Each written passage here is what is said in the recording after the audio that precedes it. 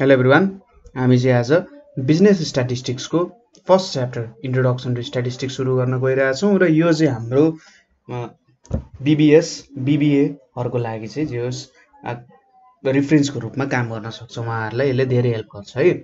So हामीले यहाँबाट अब्जेक्टिभ्सहरू के बुझ्नुपर्ने हो त, मेन कुराहरू यो भिडियोबाट हामीले के लिन्छौँ त भन्दाखेरि meaning, development and scope of statistics भन्नाले स्ट्याटिस्टिक्स भनेको के हो, कसरी विकास भयो र यसको युज कहाँ हुन सक्छ हो त्यो कुराहरू। त्यसै गरी बिजनेस म्यानेजमेन्टमा स्ट्याटिस्टिक्सको रोल के छ हैन, त्यसै गरी यसको इम्पोर्टेन्स र लिमिटेसन्स, स्ट्याटिस्टिक्स कहाँ इम्पोर्टेन्ट छ र यो कुन कुरालाई एक्सप्लेन गर्न चाहिँ यसले सक्दैन जस्तो कुराहरू। र अर्को भनेको लास्टली स्ट्याटिस्टिक्सको केही डेन्जरस एस्पेक्ट्सहरू पनि छन् हैन, के कुराहरू मिसयुज हुन सक्छ। सो त्यसमा चाहिँ हामीले हाउ स्ट्याटिस्टिक्स क्यान बी मिसयुज्ड भन्ने कुराहरू हेर्छौँ। र सुरुमा हामीले स्ट्याटिस्टिक्स भनेको के हो भन्ने कुरा बुझ्नुपर्ने हुन्छ। स्ट्याटिस्टिक्स भनेको चाहिँ एउटा ल्याटिन वर्ड स्ट्याटस, यो चाहिँ एउटा ल्याटिन वर्ड हो हैन, ल्याटिन वर्ड। त्यसै गरी जर्मन वर्ड स्ट्याटिस्टिक, जर्मनमा पनि जे सबैतिर लगभग आफ्नो आफ्नो ढङ्गले स्ट्याटिस्टिक्सको विकास भइरहेको थियो हैन। त्यसमा जर्मनले यसलाई स्ट्याटिस्टिक भन्थे, इटालियनमा के भनिन्थ्यो त स्ट्याटिस्टा भनेर भनिन्थ्यो इटालियनमा, र हाम्रो इन्डियन सब कन्टिनेन्टमा यसलाई अर्थशास्त्र भनेर भनिन्थ्यो हैन। हो, यही वर्ड्सहरूबाट चाहिँ जेनरली आएको हो हैन। र यिनीहरूको मिनिङ भनेको लगभग एउटै खालको मिनिङ छ। यो सबैले एउटा के मिनिङ जनाउँछ भन्दाखेरि एउटा कुनै पनि देश भूभागको पोलिटिकल स्टेट, ठिक छ, यो पुरानो एउटा डेफिनेसन भयो हैन। एउटा पोलिटिकल स्टेट कुनै पनि नेसनको अथवा कुनै पनि जियोग्राफिकल रिजनको, कुनै पनि भूभागको एउटा पोलिटिकल स्टेट अथवा कुनै पनि प्रोभिन्स प्रान्तको के त बारेमा बताउँथ्यो। अब यहाँ पोलिटिकल स्टेट भन्नाले कुनै देशको राजनीतिक अवस्था, कुनै भूभागको, कुनै प्रान्तको राजनीतिक अवस्था भनेर भनिरहेको छैन हैन। को पावरमा छ, को पावरमा छैन हो त्यस्तो कुरा बुझाउने होइन। अब त्यो कुरा त कसैलाई पनि थाहा हुँदैन, को पावरमा छ को पावरमा छैन भन्ने कुरा त अझैसम्म हामीले छुट्याउन पनि सकेका छैनौँ हैन। यसले एउटा पोलिटिकल स्टेट भनेर के जनाउँछ त भन्दाखेरि जेनरली यो पोलिटिकल स्टेटले चाहिँ कुनै पनि इन्फर्मेसन, यसले के को इन्फर्मेसन दिन्छ, एउटा इन्फर्मेसन दिन्छ। त्यो इन्फर्मेसनले चाहिँ के को इन्फर्मेसन दिन्छ भन्दा पपुलेसनको इन्फर्मेसन दिन्छ।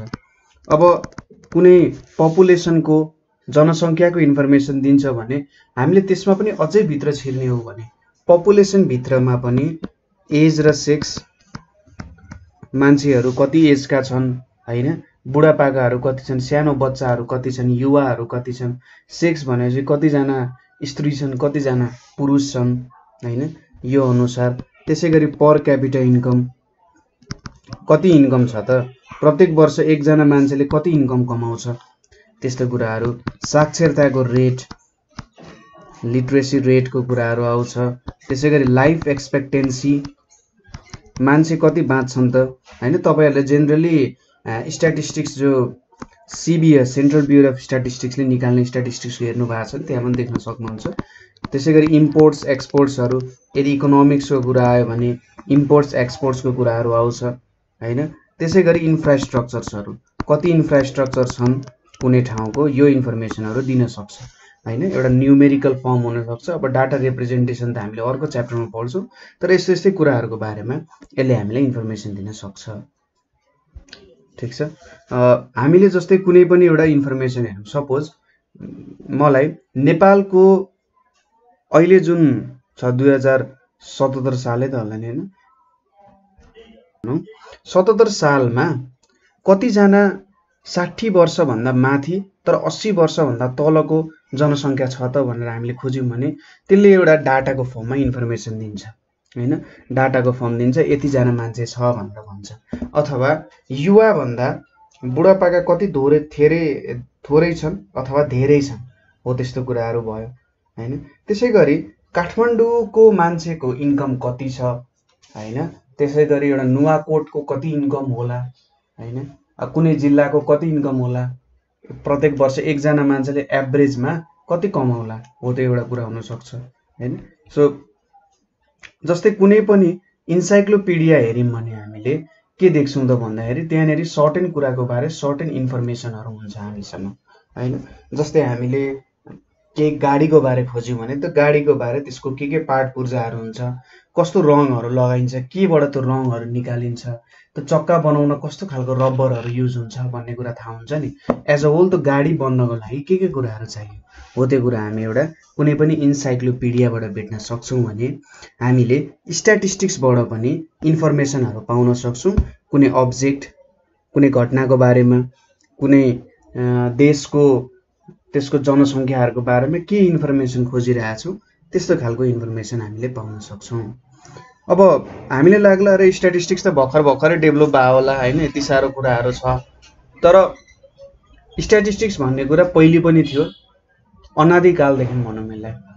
किनभने तपाईँले इन्फर्मेसन कलेक्ट गरेर राख्नु भनेको कपीमा लेखेर मात्रै होइन।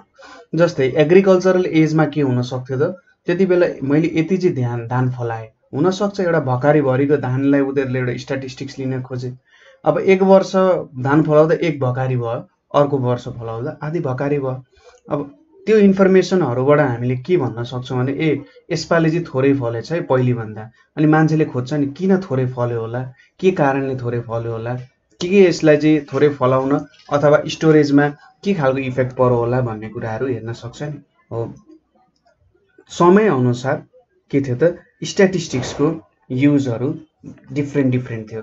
जस्तै पुरातन कालहरूमा चाहिँ स्ट्याटिस्टिक्सलाई के भनिन्थ्यो भने साइन्स अफ स्टेट क्राफ्ट भनेर भनिन्थ्यो। ठिक छ, के भनिन्थ्यो त कुनै एउटा स्टेट चलाउनको लागि, स्टेट भनेपछि नेसन भनेर बुझ्न सकिन्छ, कुनै एउटा देश चलाउनको लागि विज्ञान जुन हुन्छ त्यो भनेको एउटा स्ट्याटिस्टिक्स भनेर भनिन्थ्यो। र त्यहाँनिर जुन एउटा एक्टिभिटिजहरू हुन्थ्यो, त्यहाँनिर एउटा देश अथवा देशमा जुन एउटा राजाहरूको, राजा रजौटाहरूको, मन्त्रीहरूको जुन एउटा बैठक हुन्थ्यो होइन, त्यहाँनिर अब देशलाई कसरी अगाडि बढाउन सकिन्छ, हामी के कुरामा कमी छौँ, हामी के कुरामा अघि छौँ भन्ने कुराहरूको यो इन्फर्मेसन जुन छ नि, हो स्टेट चलाउनको लागि त यो सबै थाहा हुनु पर्यो। युद्ध गरेर मात्रै, नयाँ ठाउँ भूभाग जितेर मात्र त काम छैन।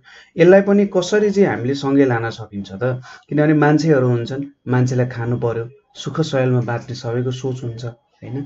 हो त्यही सोचको कारण यसलाई चाहिँ साइन्स अफ स्टेट क्राफ्ट भनियो, किनभने पहिले चाहिँ एउटा स्टेटलाई कसरी माथि लान सकिन्छ, कसरी अगाडि बढाउन सकिन्छ भन्ने कुराहरू स्ट्याटिस्टिक्सले दिन्थ्यो।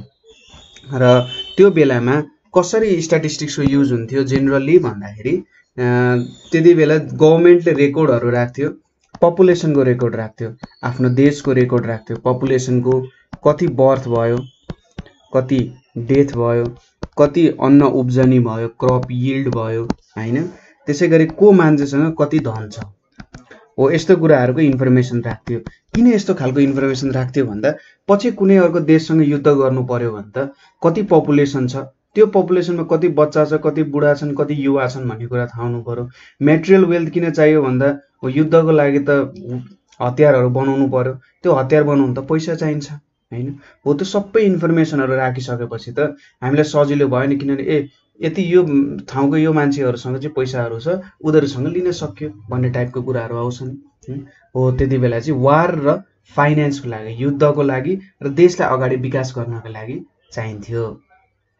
र जेनरली यो चाहिँ काउन्टिङ गर्ने कुरामा मात्रै डिपेन्ड हुन्थ्यो होइन, कसरी काउन्ट गर्ने, के गर्ने भन्ने कुराहरूमा चाहिँ यो कुराहरू युज हुन्थ्यो। अब त्यसपछि 18औं शताब्दीको अन्त्यतिर होइन, 18औं शताब्दीको अन्त्यतिर चाहिँ के भयो भने जर्मनीले, हामीले अघि जर्मनीले एउटा स्ट्याटिस्टिक भन्ने वर्डको उब्जनी त्यहाँबाट भएको भनेर भनेको थियौँ। 18औं शताब्दीमा चाहिँ जर्मनीले के गर्यो भन्दाखेरि स्ट्याटिस्टिक्सलाई एउटा धरातल दियो। कस्तो खालको धरातल दियो त भन्दा स्ट्याटिस्टिक्सलाई चाहिँ सिस्टमेटिक कलेक्सन अफ अफिसियल डेटाज भनेर दियो। अफ अफिसियल डेटाज भनेर भनौँ होइन। अफिसियल भनेपछि एउटा देशलाई, एउटा राज्यलाई चाहिने हामीले डेटालाई एउटा क्रमबद्ध रूपमा हैन, एउटा सर्टेन हिसाबमा हामीले क्रमबद्ध रूपमा त्यसलाई कलेक्सन गर्यौं भने त्यसलाई चाहिँ स्ट्याटिस्टिक्स भन्छ है भनेर जर्मनीले त्यसरी काम गर्न थाल्यो हैन। र अब इङ्ल्यान्डहरुमा पनि स्ट्याटिस्टिक्स भनेपछि त एउटा इंग्लिश शब्द नै भयो है। इंग्ल्यान्डमा चाहिँ कस्तो थियो भन्दा नेपोलियन बोनापार्टले युद्ध गराएको थियो। तपाईलाई वाटरलूको ब्याटल थाहा छ कि छैन? नेपोलियनले एक र एक मात्र युद्ध हारेको थिए, जुन चाहिँ के थियो त वाटरलूको ब्याटल थियो हैन। र हो त्यो नेपोलियनिक वार भन्छ त्यसलाई, नेपोलियनले गरेको युद्ध। त्यसपछि स्ट्याटिस्टिक्स त्यहाँबाट सुरु भएको। हामीले चाहिँ राख्नुपर्ने रहेछ है, डेटाहरू कलेक्ट गरेर राख्नुपर्ने रहेछ भन्ने कुरा त्यहाँबाट राख्या हो। अब हामीले यहाँनिर थोरै हिस्ट्री हेर्यौं नि, यो हिस्ट्रीबाट हामीले के देख्न सक्छौं भने स्ट्याटिस्टिक्स भनेको चाहिँ अफिसियल कामको लागि कुनै एउटा देशलाई सञ्चालन गर्नु परेमा मात्र त्यसको वरिपरिको भूभागको के इन्फर्मेसन छ भन्ने कुराहरू लिनको लागि स्ट्याटिस्टिक्स युज हुन्थ्यो। अब यसको लागि एउटा फिक्स्ड मेथड्स भनेर थिएन, मान्छे जाने डेटा कलेक्ट गर्ने त्यति कुराहरू थियो। त्यो डेटाबाट हामीले सर्टेन इन्फर्मेसन लिन सक्छौं भन्ने कुराहरू थोरै विकास भएको थियो। तर पनि यसको जुन हामीले अहिले स्ट्याटिस्टिक्सको रूप देख्छौं त्यो भन्दा एकदमै सानो रूप थियो, एउटा बच्चा जस्तो रूप थियो। त्यहाँनेरि केही पनि एउटा सर्टेन स्टाइल थिएन, डेटाजहरू कलेक्ट गर्ने एउटा सर्टेन मेथड्सहरू मेथोडोलोजीहरू थिएन। मान्छे पठाउने, डेटा कलेक्ट गर्ने, ल्याउने, त्यसलाई स्टडी गर्ने, त्यसलाई स्टडी गरेर त्यहाँबाट युजफुल इन्फर्मेसन डेटाजहरू निकाल्ने फ्युचरको लागि, त्यो काम हुँदैन थियो। भनेपछि त्यो बेला अलिकति मिलेको थिएन, अलिकति केओटिक थियो भनेर भन्छ हैन, अस्तव्यस्त टाइपको थियो। त्यसैगरी स्ट्याटिस्टिक्सको युज यसरी अफिसियल डेटामा मात्रै नभएर यो चाहिँ हाम्रो खगोल विज्ञानमा हेभनली बडिजहरुको बारेमा स्टडी गर्नको लागि पनि युज हुन्थ्यो हैन। तपाईले अब ज्योतिष विद्या भनेर सुन्नु भएको छ, एस्ट्रोलोजी। यो एस्ट्रोलोजीमा पनि स्ट्याटिस्टिक्सको धेरै युज हुन्छ हैन। स्ट्याटिस्टिक्सको युज भएर ज्योतिषहरुले के गर्छन् त, यो ग्रह यो पोजिसनमा यहाँ ठाउँमा पुग्यो भने अथवा यो ग्रहले अर्को ग्रहलाई यसरी काट्न गयो भने त्यति बेला तपाईको भविष्य चाहिँ यस्तो हुन्छ है।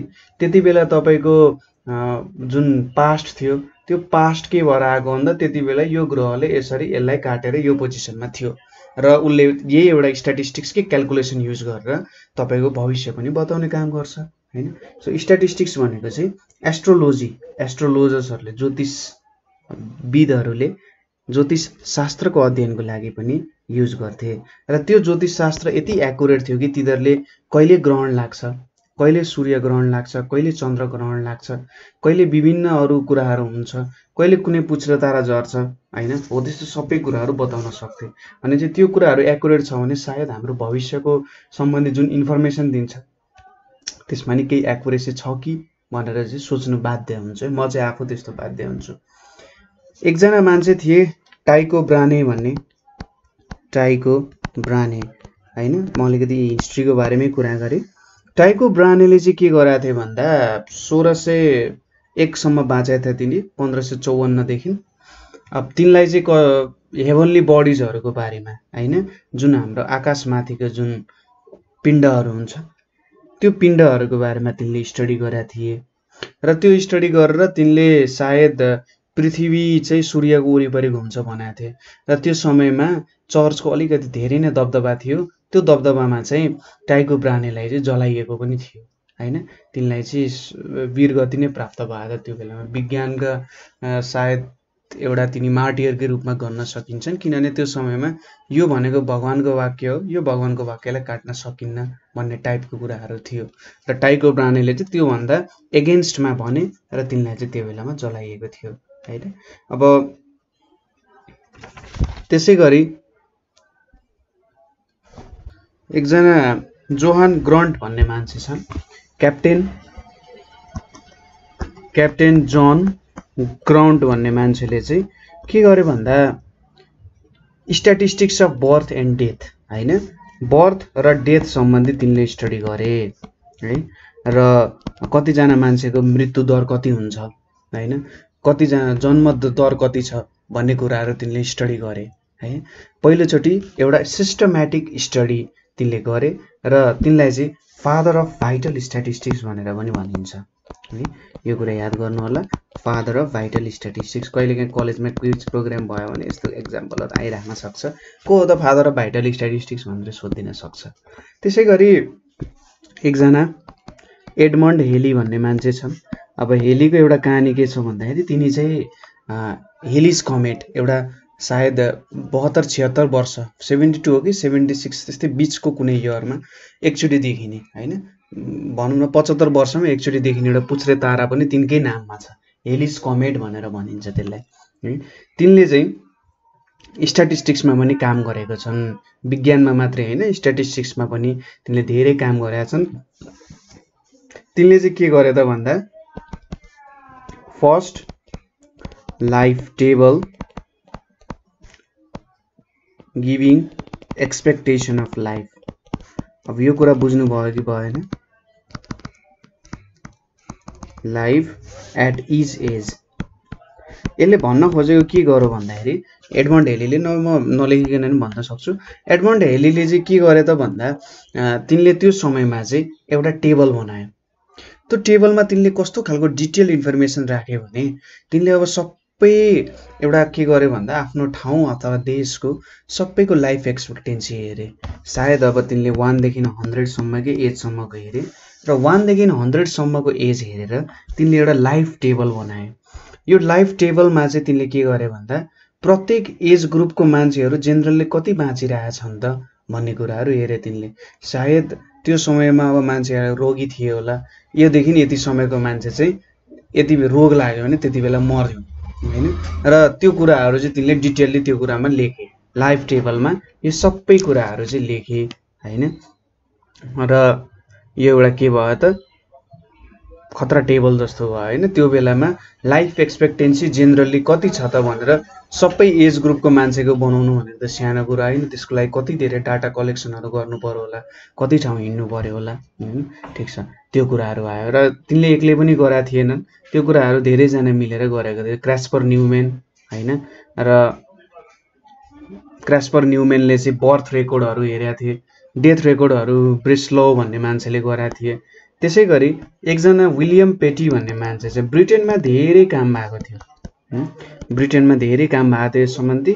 विलियम पेटीले चाहिँ के बनायो त मोर्टालिटी टेबल्स। मोर्टालिटी भनेपछि चाहिँ बच्चाको मृत्यु दर सम्बन्धी टेबल बनाए र लाइफ एक्सपेक्टेन्सी पनि क्यालकुलेट गरे तिनले। धेरै एज ग्रुपको कति लाइफ एक्सपेक्टेन्सी हुन्छ होला भन्ने कुराहरू पनि तिनले क्यालकुलेट गरे।